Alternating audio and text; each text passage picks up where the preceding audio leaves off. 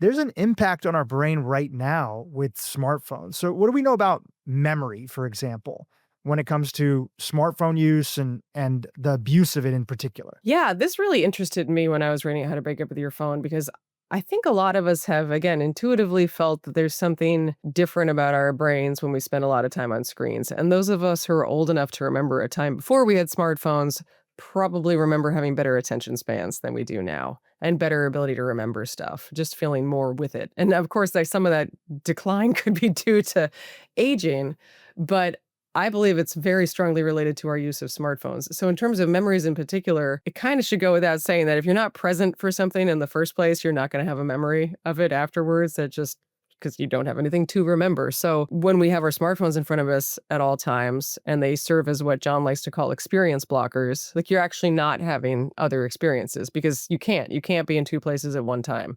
You can't be physically present in two places at one time. You also can't be emotionally present. Adults like to think that we can multitask, but in reality, the human brain, or I would argue all brains, can only do one thing fully at once. And when you try to multitask, you're actually rapidly switching your attention between tasks. It's called task switching. And it's similar to the idea of driving a car 65 miles an hour down a highway. If you were to then need to make a 90-degree right-hand turn, you will have to slow the car down in order to make that turn, speed back up again, and then slow it down again if you need to make another turn. It's the same thing when we start to switch our attention between tasks. It actually slows us down in the long run. So you're not going to develop memories if you don't have the experiences to begin with. But then one thing I found to be really interesting, and I appreciate the ability to be a little dorky with you here, is actually what does it take in our brains to form a long-term memory, right? Because you have to have the short-term memory to begin with, but then you need to put it into long-term storage. And it turns out that that actually requires the creation of new proteins in our brains. And that process of encoding a long-term memory from a short-term memory can get derailed by distraction, which is kind of nuts. And so when I was writing How to Break Up with Your Phone, I was like, is it possible then that the constant distraction from our smartphones isn't just preventing us from having experiences to remember to begin with, but actually could be interfering physiologically with the process of creating long-term memories in our brain? And I thought, oh, well, that's interesting, but how am I going to prove that? And then I had the weirdest coincidence maybe of my life. And I sat down on a train and I was not on my phone. And there was an old guy sitting like catty corner to me.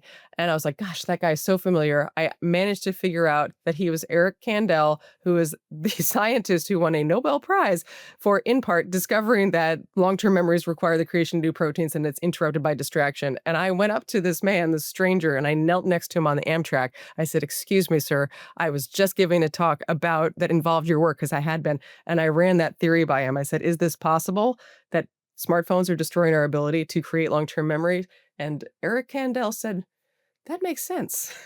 So, yeah, so thanks for asking me about memory. And, honestly, if you make a conscious point to reduce distractions, you will find that your memory is better because you will be able to encode things better in your brain. Yeah, so on a practical level, this is even, I think, I don't know if you wrote about it or Jonathan wrote about it, but like just even the idea that popping an elevator, we're killing some time, we're just quickly looking at our phone, but for no specific reason, right? You have a great protocol for that we'll talk about in a little bit, that these little moments of interruption, which seem so benign, seem so just no big deal, doing them regularly, besides the fact that we're just not going to remember as much of what experience we went through, there's also this phenomenon where we just feel like, why does it feel like life is going so quickly all the time? And we just feel like, it's just like everything is on hyper speed. And it could be relating to this idea that you just shared, which is if we're constantly interrupting with our phones,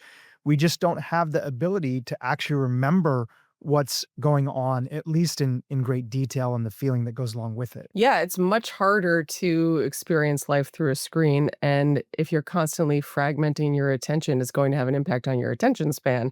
So, to the first point, like, I think it's interesting. All of us are doing lots of Zoom calls these days and virtual interviews. It's much less likely that I would recognize you on the street if we ran into each other on the street, having had this virtual call with you, compared to actually sitting down and having coffee together, for example. There's a real difference between scrolling through quote unquote experiences, I guess, on an Instagram feed and actually having an experience. Like there is a difference in the perception, the feeling of connection we have, obviously, but also in the perception of time.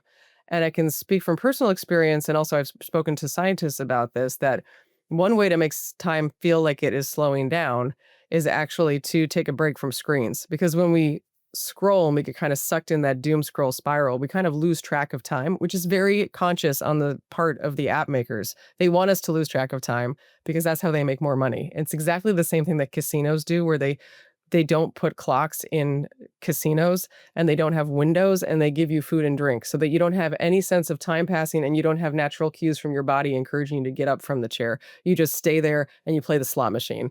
And the same thing, our social media feeds are designed to be endless so that you don't notice how much time passed and you just scroll.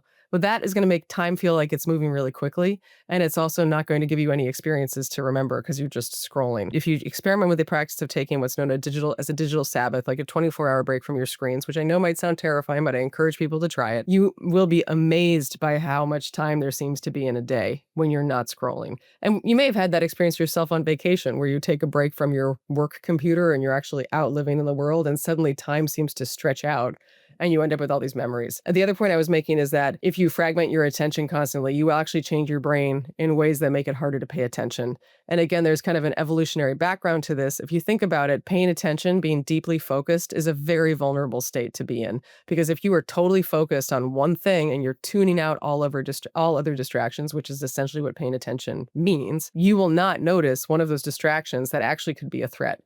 And as a personal example, I had an experience a couple of years ago where I was walking down the street in California, actually, and I was talking to my husband on the phone. I wasn't looking at it, but I was talking to him, and I was very engrossed in the conversation. I did not notice a car pull up next to me, and a young man got out with a gun and mugged me for my phone, and I'm sure he targeted me because I was totally focused on the phone. I was not paying attention to the external world.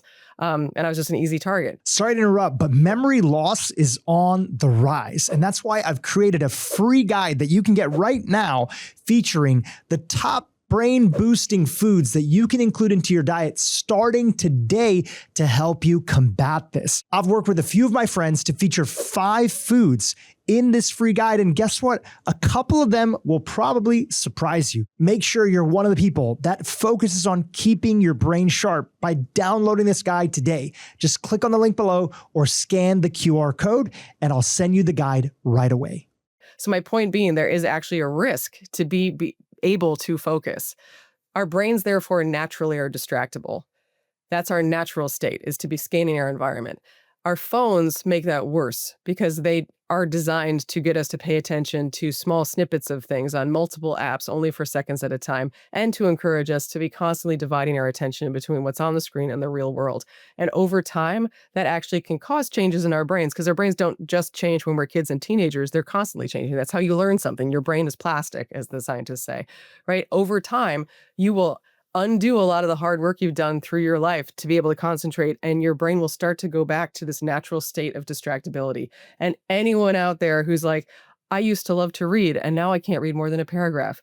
Anyone who has had that experience, that's what's happened to you. So the good news, and truly is good news though, is that it's possible to get your attention span back. And I've heard from so many people about how delighted they've been by the fact that once they make a conscious decision, for example, to get their phones out of their bedrooms at night, put a book on the bedside table, and build back up to reading, that ability does come back quickly. I'm not sure, honestly, that that's the case for younger people who never had the opportunity that people of my generation did to build up the sustained attention. And that's a reason to be concerned about what's happening to kids. But for any listeners who are, 40 plus years old, we probably still do have that ability buried inside of us. And the people that I've worked with find that it actually does come back really quickly. So that's a note of inspiration on an otherwise somewhat depressing monologue.